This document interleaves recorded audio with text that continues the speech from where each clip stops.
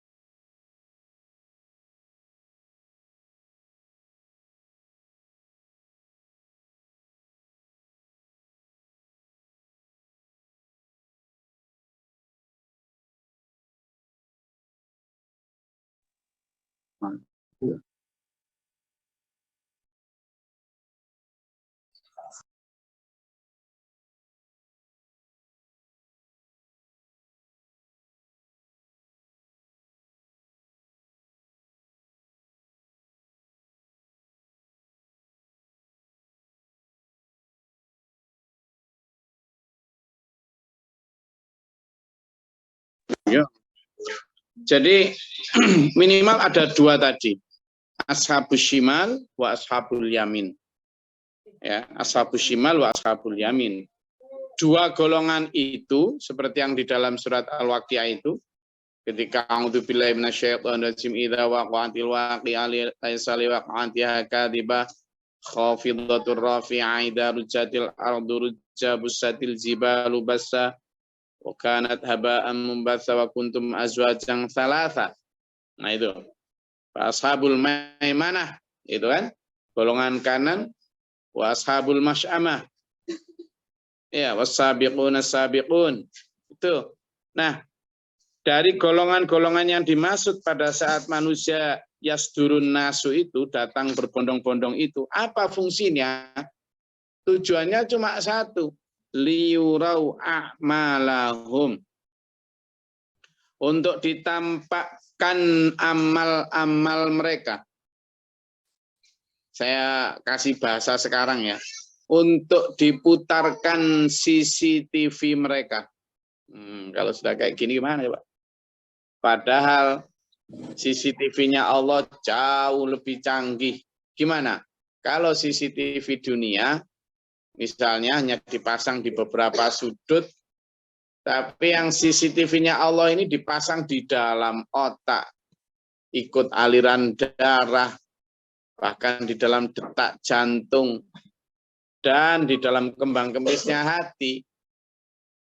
Ya, di dalam kembang kemisnya hati. Gitu. Makanya kita itu akan diminta semua tuh loh. Bahkan gerakan hati itu loh dimintai pertanggungan jawab. Karena kan ditambahkan semua. Ditambahkan semua. Gitu. Ya.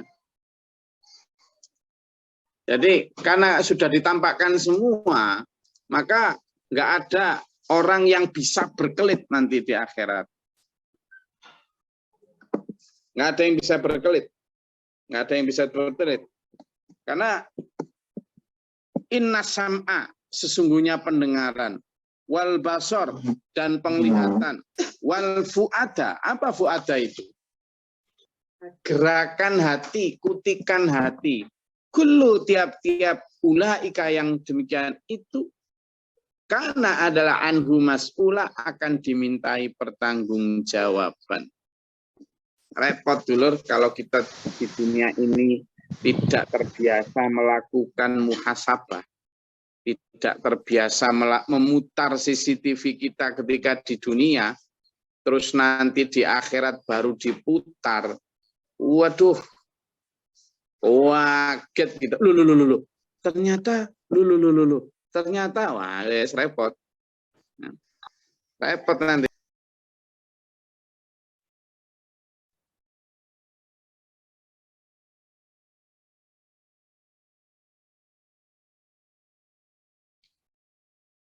Sehingga kalau kita supaya tidak kaget, maka harusnya sejak sekarang kita itu mulai membiasakan diri untuk melakukan muhasabah tadi.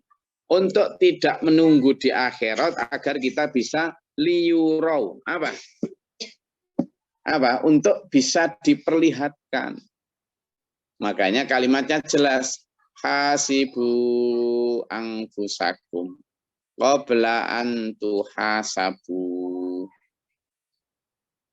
Kenapa? Karena itu tadi yang dimaksud ya rohu liyurau a'malahum, untuk diperlihatkan amal-amal mereka. Itu kenapa? Famay ya'mal mithqala dzarratin khairan yarah. Barang siapa yang mengerjakan perbuatan baik meskipun sebesar dzarrah atau sebesar debu, bahkan ini atom ya, sebesar atom. Atom itu kecil. Allah tidak akan mendolimi hambanya. Sudahlah, akan dihitung semua. Nah, dulur, makanya sampean dan saya, karena juga ayat selanjutnya wa may ya'mal mithqala dzarratin syarran yarah, bahwa amal sebesar dzarrah itu kalau buruk juga ditampakkan, kita akan melihatnya. Maka ada beberapa hal yang ingin saya jadikan stressing di sini, highlight. Ini, orang itu lebih mudah melihat kebaikan diri atau kejelekan diri? Ayo, orang itu lebih mudah dan lebih gemar mana? Melihat kebaikan diri atau kejelekan diri? Ya, melihat kebaikan dirinya. Lebih mudah mana? Lebih mudah merasa baik, Gus.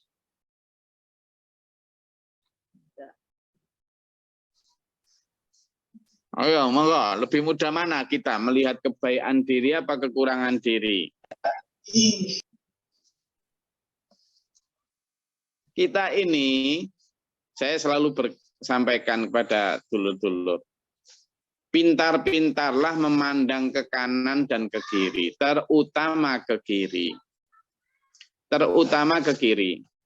Kenapa saya ajak sampean untuk lihat? Kita ini seringnya noleh hanya ke kanan. Noleh kita ini hanya ke kanan.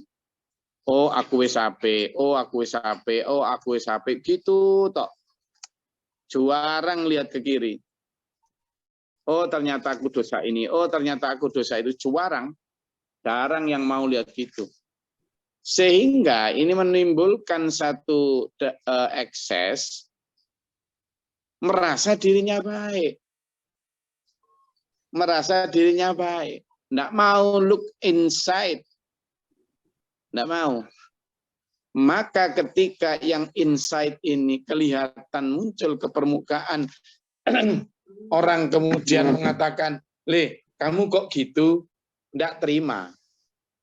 Nggak terima. Lah kalau di dunia nggak terima, kita bisa bersilat lidah loh. Nggak gitu loh, aslinya saya begini. Maksud saya begitu dan seterusnya.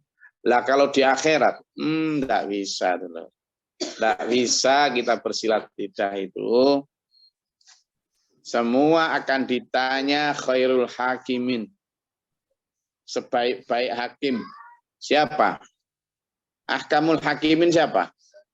Allah.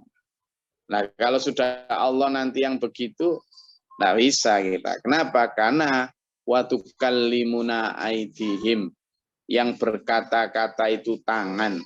Watasyhadu arjuluhum, yang bersaksi adalah apa? Arjuluhum apa? Kaki mereka.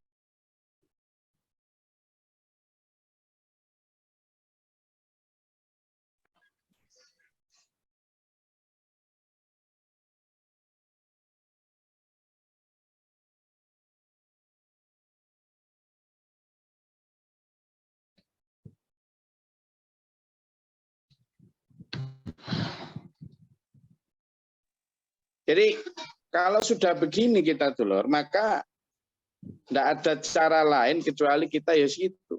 Cuma kita kan gini, ketika kita diteliti dengan lebih dalam, lebih detail tentang perilaku kita, terus akhirnya nanti dalam kajian-kajian semacam ini misalnya, terus ketemu kesalahan kita, kekurangan kita, gitu kadang kita ngaji kok, nah gitu kan.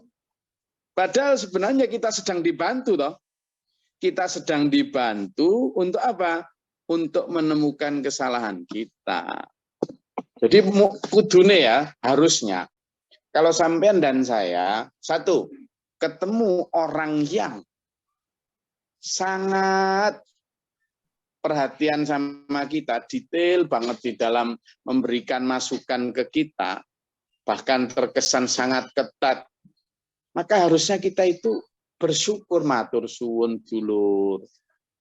Yang kedua, kalau kita ketemu dengan kajian ya, atau tausiah yang benar-benar nyinggung perilaku kita, yang benar-benar membongkar apa kekurangan-kekurangan kita tanpa bermaksud nyindir individu, tapi memang benar-benar penjelasannya itu bayinah, ya, bukan kok karena sentimen pribadi, bukan, tapi memang karena penjelasannya bayinah, jelas, sehingga kita merasa terbongkar dosa dan kekurangan kita.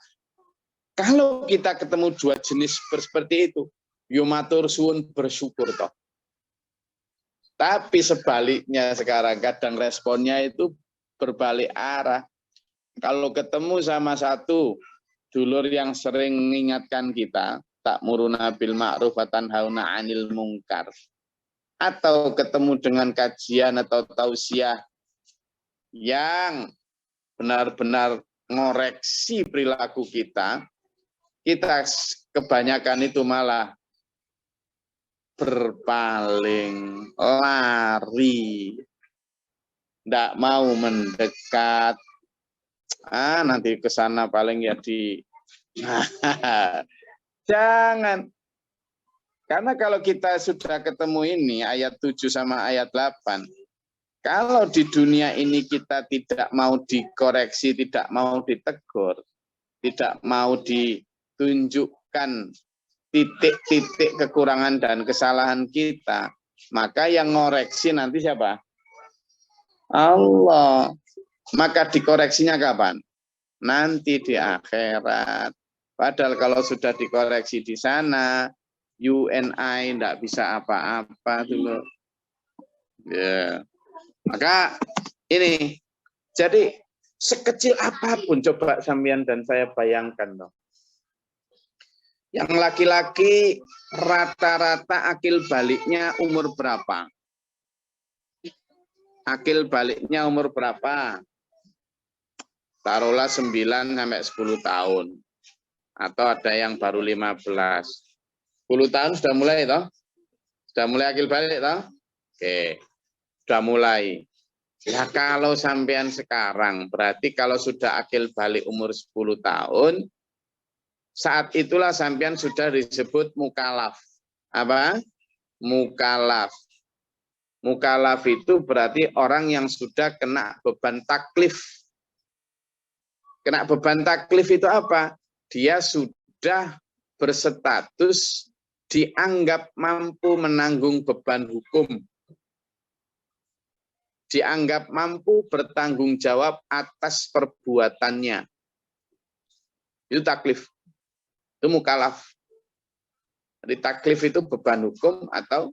Nah, kalau umur 10 sudah dihitung, berarti kalau orang sudah mukalaf, maka hitungan angka baik dan buruk, benar dan salah, dosa dan pahala, gitu kan, siksa atau surga, itu sudah mulai dihitung itu, timbangannya, mizannya itu. Sudah dihitung. Lah kalau umur 10, seluruh yang sebesar atom pun dihitung. Lalu sekarang rata-rata misalnya kita ini sudah umur 50 atau 40, berarti sudah 30 tahun. Sudah 30 tahun itu CCTV direkam. Sudah 40 tahun itu hitungan berputar. Tak, tak, tak, tak. Ceklok, ceklok, ceklok itu loh. Cash registernya itu loh, kayak di pusat-pusat perbelanjaan gitu, kalau kan dihitung, dihitung semua itu. Sama mulai dihitung. Dosa ngerasani tonggo dicatat. Dosa suudzon sama teman dicatat. Dosa gunjing dicatat. Dosa menyebar hoax dicatat. Dosa kurang syukur dicatat. Kurang syukur tangan dicatat, kurang syukur mata dicatat, kurang syukur jantung dicatat, kurang syukur oksigen dicatat, itu baru bab syukur. Bayangkan.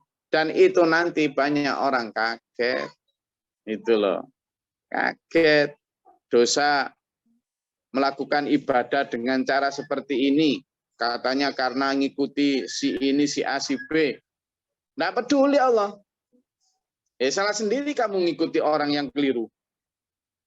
Yang penting sekarang tercatat di dalam buku amalmu seperti ini. Itu yang kita hitung, kata Allah. Itu. Makanya hati-hati. Ya. Dalam mengikuti kegiatan, mengikuti pandangan hidup, hati-hati.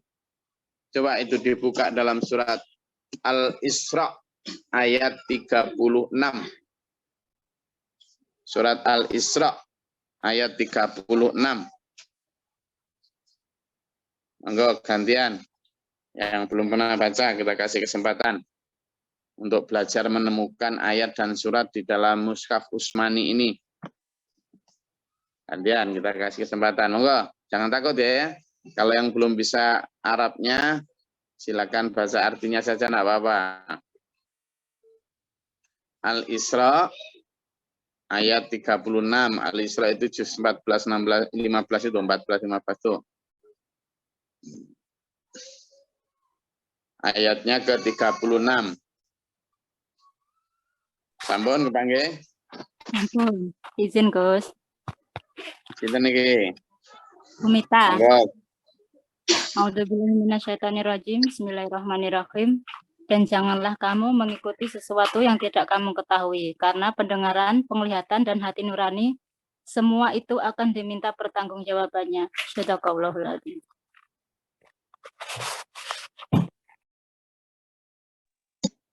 Jadi di situ disebutkan a'udzubillahi minasyaitonirrajim wala taqfu ma laisa laka bihi ilm. Kamu itu jangan mengikuti apa-apa yang kamu tidak tahu tentangnya, tidak jelas. Atau kamu tidak tahu salah benarnya. Inna sam'a sesungguhnya pendengaran, wal basar dan penglihatan, wal fu'ada dan gerakan hati itu kullu tiap-tiap ulaika yang semua itu tadi anhu mas'ula akan dimintai pertanggungjawaban. Itu loh. Makanya jangan semua ya coba gerakan hati. Jadi bahkan suudon pun ditanya. Lah kalau umur 10 sampai umur 50 sudah 40 tahun pendengaran, penglihatan, gerakan hati, gerakan tangan, kaki semua dihitung, dicatat. Lah itu gimana catatan sedetail itu? Apalagi kalau sebutannya di sini dzarrah. Baik khairah maupun syarrah akan tetap yarahu, diperlihatkan. Dia akan melihatnya. Kaget nggak kira-kira kita dulu? Sesuatu yang kita anggap nggak dosa ternyata di sana tergolong dosa. Sesuatu yang kita anggap pas gitu ngomong biasa saja ternyata menyakiti hati orang. Baru terungkap di sana. Dulu Pak, ya Allah saya pernah disakiti sama si ini. Panggil semua kan orang yang pernah kita salahi itu. Yang pernah kita sakiti dipanggil semua. Untuk satu persatu nuntut balas. Kalau kita belum minta maaf. Meskipun disakiti hanya dengan kata-kata, dengan sikap, apalagi dengan tindakan, itu akan tanya semua. Saya cuma bisa bayangkan, gimana kalau seorang pemimpin yang menyakiti, misalnya Pak RT, yang harusnya bagi bantuan, bansos, kemudian dimakan sendiri, padahal ada rakyatnya yang bahkan makan tidak bisa. Nah itu nanti satu persatu. Nah itu kalau RT. Nah, gimana kalau RW yang lebih banyak? Gimana kalau kades? Gimana kalau camat? Itu kan berarti yang nuntut antri makin banyak. Gimana kalau bupati? Gimana kalau gubernur? Gimana kalau sampai presiden? Raja, kaisar zaman dulu. Waduh, saya nggak bisa bayangkan betapa lamanya masuk surga kalau memang dia masuk surga. Karena antrian orang yang akan dzarrah tadi itu. Menuntut satu persatu. Demikian pula dengan harta. Semakin sedikit harta, semakin sedikit toh hisab yang diteliti satu persatu. Ini dulu panci kamu beli pakai uang apa? Ini dulu baju, bajumu berapa? 20 potong ya Allah. Yang potong ini ya, kamu dulu beli pakai baju apa? Waktu beli kamu nawarnya dengan cara menipu enggak? Setelah itu baju ini kamu pakai kemana aja? Bajunya bersaksi. Itu baru baju. Baju satu. Kalau baju 20 gimana? Kalau ditanyain tetangganya. Tetangganya ditanyain satu persatu. Gimana sikapnya si ini? Bersaksi tahu persatu. Oh dulu kalau buang bekas kotoran air itu buangnya ngawur ya Allah. Sampai kena dindingku. Sudah tak tegur tapi yang bidek aja. Wah, sakit hati kamu. Nggih ya Allah. Sampean punya amal diambil tuh. Untuk nutup dosanya sampean ke orang itu. Nah, yang kayak gini dulu yang akan terjadi nanti di hari yaumul hisab itu. Yo opo dah. Nah, CCTV-nya Allah tidak akan meleset walaupun sehuruf. Wes, saya hanya memberikan peringatan itu menurut sampean dos pundi. Monggo dibahas.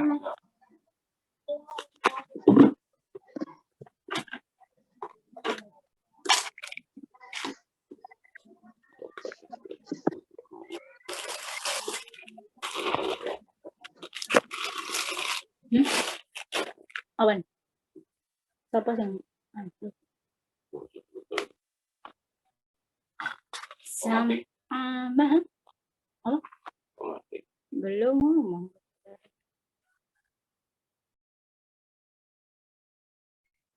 Silakan, ada yang mau tanyakan atau dinyatakan, silakan.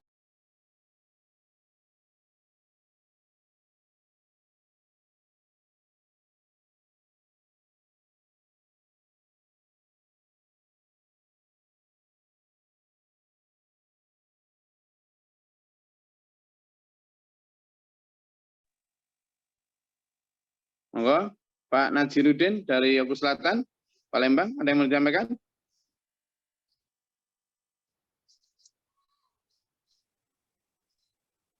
Izin bertanya, Gus.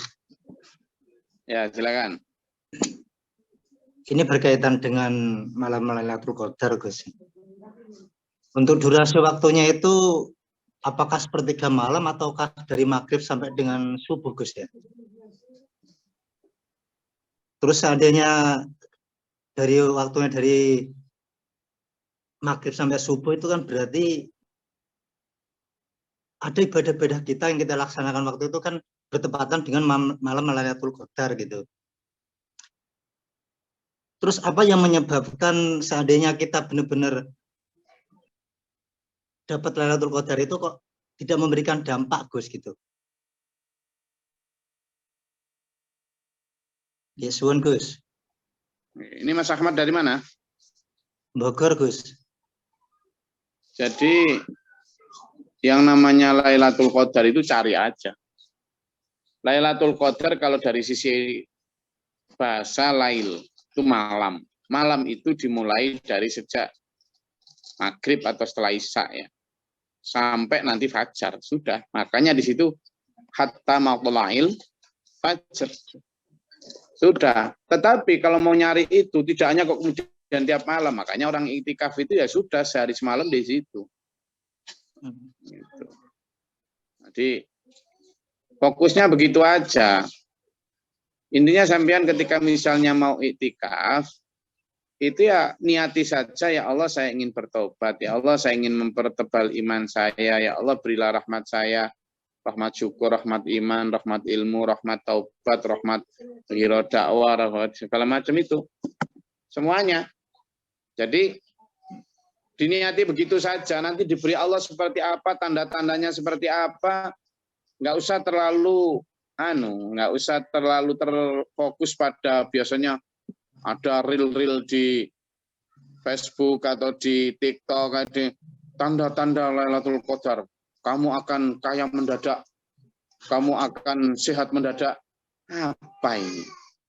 Jadi Lailatul Qadar itu tidak ada urusannya dengan kekayaan apa segala macam. Lailatul Qadar itu tentang sesuatu yang jauh lebih besar, lebih hebat, lebih mulia daripada hanya sekedar standar-standar materi duniawi. Tidak ada urusannya itu.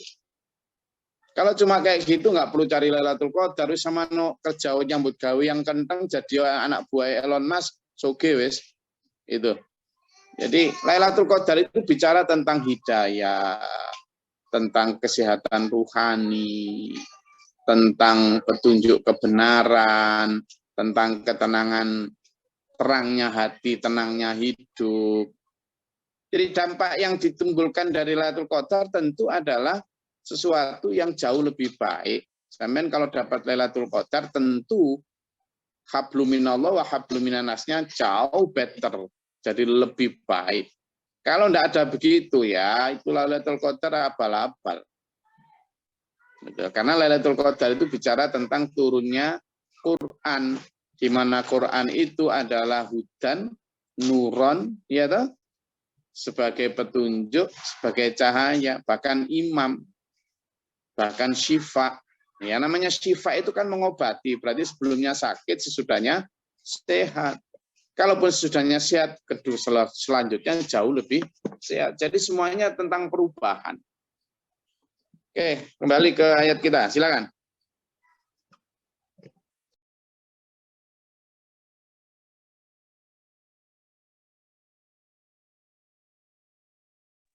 Silakan. Ada lagi tentang ayat yang kita baca di surat faman ya'mal mithqala dzarratin khairan yarah wa may ya'mal mithqala dzarratin syarran yarah. Silakan Bu Husnul. Assalamualaikum warahmatullahi wabarakatuh. Salam. Tadi dari penjelasan Gus Glori tadi tentang kemauan isi hati apapun baik dan buruk tercatat.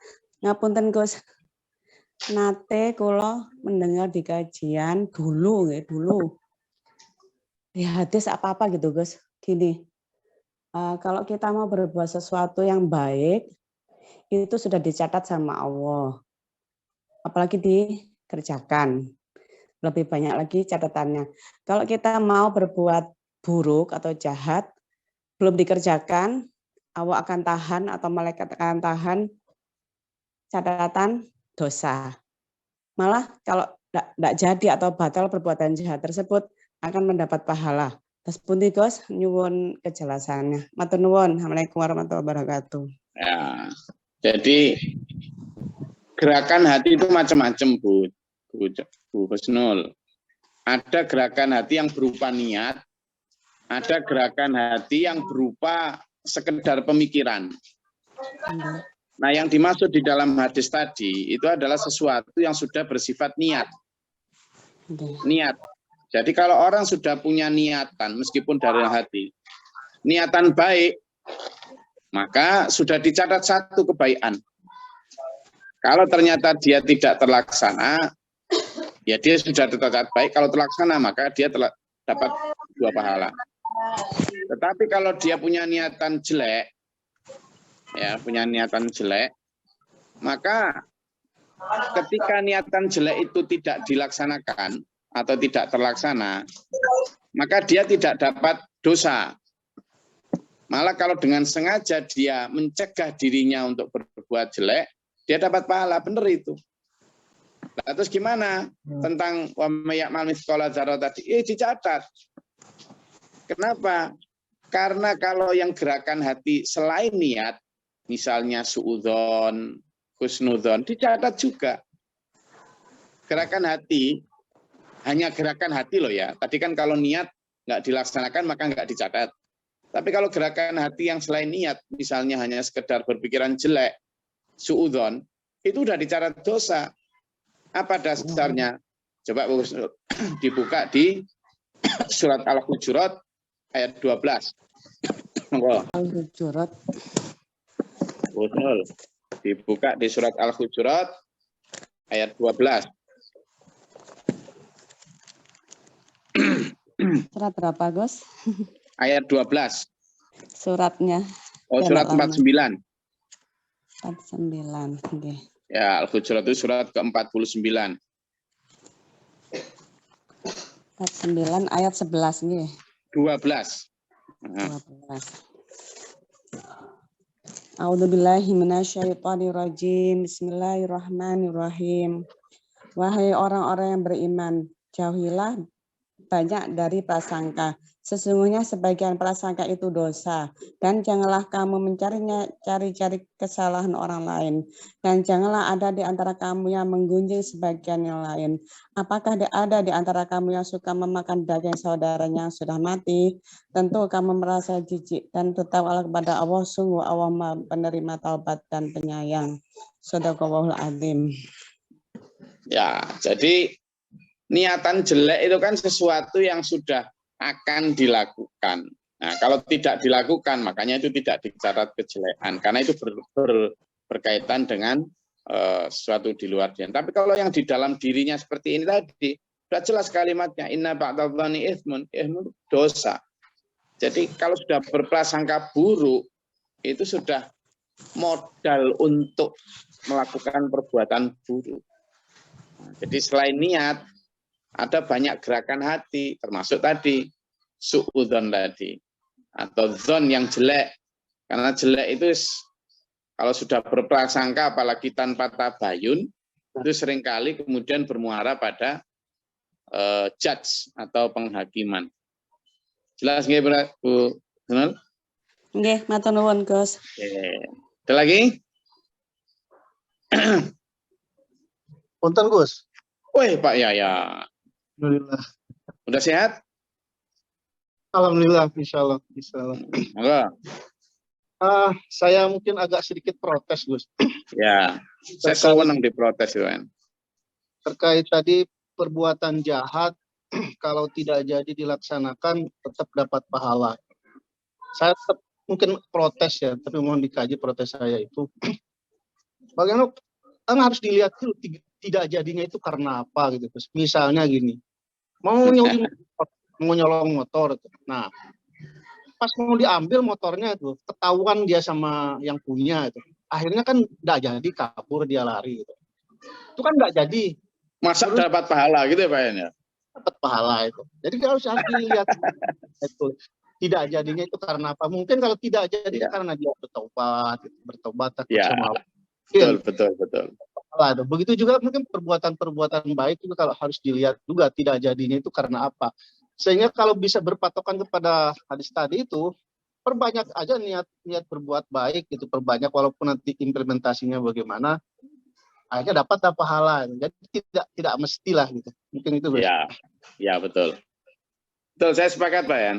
Saya sepakat dengan protesnya Pak Yan tadi bahwa harus dilihat juga background-nya. Betul itu. Jadi tidak semuanya lah. Kalau memang tidak jadinya karena ketangkep digebukin, masa dapat pahala? Kan nggak mungkin. Gitu. Atau tidak jadi melakukan kejelekannya karena sudah kadung ketangkep polisi gitu kan, ya nggak dapat pahala lah. Maksudnya ini niat sesuatu yang dia punya kuasa untuk tetap melanjutkan kebaikan, kejelekan. Lalu dia kemudian sadar itu kejelekan, lalu berhenti dari kejelekan artinya taubat. Nah itu yang kemudian dapat kebaikan dari Allah. Tapi memang sebenarnya hadisnya itu hanya bicara begini. Seorang yang punya niat untuk melakukan kebaikan dan belum terlaksana, belum loh ya, maka itu akan dapat satu pahala. Tetapi itu juga dilihat-lihat. Jangan kemudian berdasarkan niat hadis ini lalu kemudian wis tak niat aja, tapi dia enggak ada, sebenarnya dia hanya cuma punya niat tapi enggak ada itikat untuk melakukan itu enggak dapat pahala, itu malah mempermainkan Tuhan menurut saya. Dari dulu niat, apalagi niat yang diungkapkan. Nah ya kan, saya ini punya niat, lu niat kok diungkapkan. Niat itu pekerjaan hati. Kalau sudah diungkapkan namanya rencana. Namanya nazar, namanya apa? Tekad, janji. Itu kalau sudah diungkapkan. Malah kalau sudah diungkapkan yang namanya janji, lalu bleset, itu ada dendanya loh. Nah, itu sudah beda lagi nanti fikihnya. Jadi niat ini lagi-lagi pekerjaan hati. Dan saya sepakat dengan Pak Ed tadi bahwa dilihat-lihat kalau niatnya baik yang buruk maupun yang jelek, yang baik, itu juga tidak semuanya kemudian seperti hadis tadi. Betul itu. Nah, kalau hanya niat tok di dalam hati terus menumpuk niat biar dapat pahala, tidak bisa. Itu malah mempermainkan Tuhan itu. Nah, apalagi kalau sudah diungkapkan, itu sudah kenanya hukum beda itu. Mengingkari janji. Nah, sehingga demikian pula yang buruk. Kalau niat buruk tidak terlaksana, tidak laksananya karena apa? Apakah karena terpaksa tidak terlaksana atau karena kesadaran? Kalau terpaksa ya nggak ada manulah, nggak ada catatan apa ya nggak bisa, gitu ya. Tapi kalau memang benar-benar itu karena taubat, nah itu baru. Oke, terima kasih Pak Yan. Saya rasa itu kajian kita pada pagi hari ini. Insya Allah kita lanjutkan besok hari Sabtu. Penuh semangat, dan saya tetap menganjurkan dulur-dulur yang sudah kadung nyebar link ini dan kemarin belum dapat link baru diberikan lagi, kasihan mereka mungkin nyari-nyari nggak dapat. Ya nggak apa-apa, nanti kalau ada ganti lagi ya biasa. Kayak tiap hari seminar lah, orang seminar juga tiap hari ganti link, biasa aja. Tapi ini insya Allah kita ngikuti, karena memang Zoom sering gitu, sering. Tapi ini kan udah kemarin hampir 6 bulan kita nggak ada, ini baru ada trouble dikit. Biasalah, nanti insya Allah kita. Terima kasih. Semoga Allah merahmati kita, menyehatkan kita jasmani rohani kita, menyelamatkan dunia akhirat kita. Amin. Allahumma sholli wa sallim barikallahu. Allahumma ighfir lil mu'minina wal mu'minat. Allahumma ahdina fi man hadayt wa afina fi man afayt. Tabarakta rabbana wa ta'ala alhamdulillah ma qadayta astaghfirullah. Allahumma da'fana al-bala wa al hasdin min al-jinn wa syaitan. اللهم ارفع درجاتنا في الدين والدنيا. ربنا من نفقت بنا ما شهدتنا ربنا لا تزغ قلوبنا بعد إذ هديتنا وأرنا مناسكنا وتب علينا إنك أنت التواب.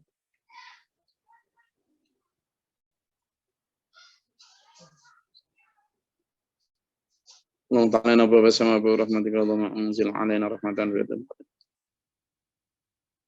Rabbana atina fid dunya hasanah wa fil akhirati hasanah wa qina adzabannar. Subhana rabbika rabbil izzati amma yasifun. Salamun alhamdulillahi rabbil alamin. Assalamualaikum warahmatullahi wabarakatuh.